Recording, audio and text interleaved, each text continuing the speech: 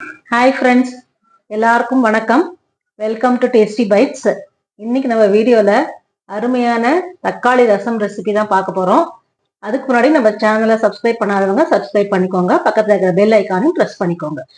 இப்போ ரசம் ரெசிபி பண்ணுறதுக்கு நான் இந்த மாதிரி ஒரு பாத்திரம் வச்சுருக்கேன். பருப்பு வேக வச்சுக்கலாம். இதுக்கு வந்து நான் ஒரு 20 கிராம் துவரம் பருப்பு எடுத்துட்டு இருக்கேங்க.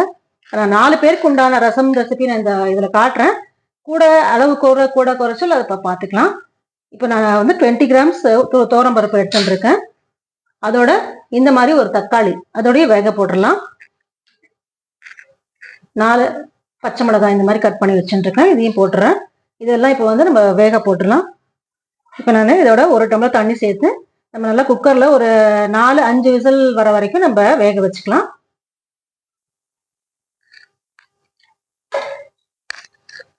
இது கொஞ்சம் மஞ்சள் பொடி ஆட் பண்ணிக்கலாம். ஒரு மூடி போட்டு 4-5 விசில்ஸ் வரட்டும்.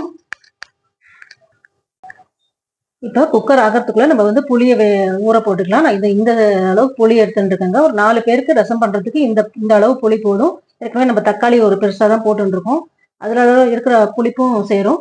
இந்த அளவு புளிப்பை நான் இது மாதிரி ஊற வச்சுக்கிறேன். இது கொஞ்சம் ஊறட்டும். நம்ம குக்கர் ஆகிறதுக்குள்ள இந்த புளி தண்ணி நல்லா ஊறிடும். இப்போ பார்த்தீங்கன்னா தெரியும், நம்ம நல்லா பருப்புலாம் நல்லா வெந்திருக்கு.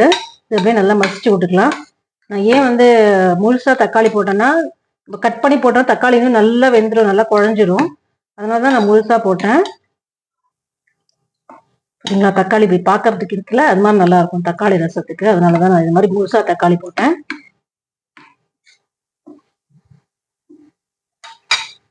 இப்போ இந்த புளி தண்ணியும் எடுத்துட்டேங்க. நான் புளி ஊற வச்சேன் இல்லையா, அதே மாதிரி இன்னொரு பங்கு தண்ணி விட்டு நான் புளி தண்ணி ரெடி பண்ணி வச்சுட்டேன்.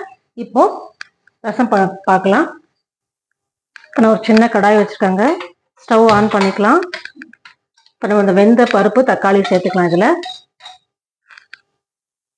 புளி தண்ணி ஆட் பண்ணிக்கலாம். 2 டீஸ்பூன் சாம்பார் பவுடர். நான் சாம்பார் பவுடர் தான் சேர்க்க போகிறேன். சாம்பார் பவுடர்லேயும் ரசம் பண்ணலாம். ரசம் பவுடர் தான் வேணுன்றது அவசியம் இல்லை. நான் இது வந்து பிகினர்ஸ்க்கு பேச்சுலர்ஸ்க்கு சொன்னேன் இல்லையா, அவங்களுக்கு ரசம் பவுடர்லாம் வச்சுருக்க மாட்டாங்க. அதனால தான் நான் சாம்பார் பவுடர் போட்டு நான் ரசம் பண்ணி காட்டுறேன். இதுவும் சூப்பராக இருக்கும். இதே டேஸ்ட்டு, நல்லா டேஸ்ட் வரும்.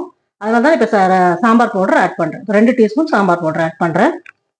ஒரு 1.5 டீஸ்பூன் போல தேவையான அளவு உப்பு. இவ்வளோ தான். நல்லா கொதிக்கட்டும் ரசம்.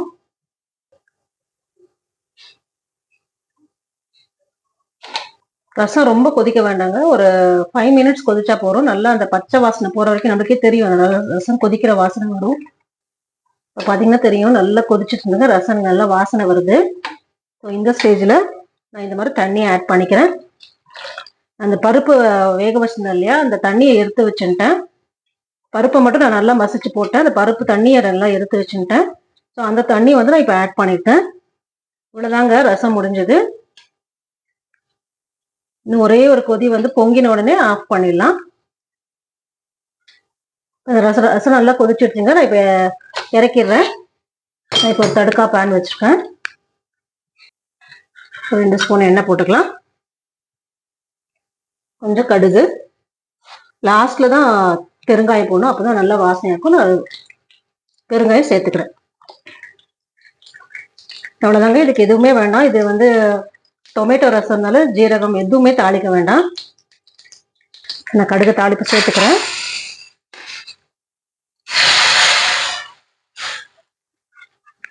லாஸ்டா ஃப்ரெஷ்ஷாக நறுக்கின கொத்தமல்லி. இது கருவேப்பிலையும் வேண்டாம், கொத்தமல்லி மட்டும் போதும்.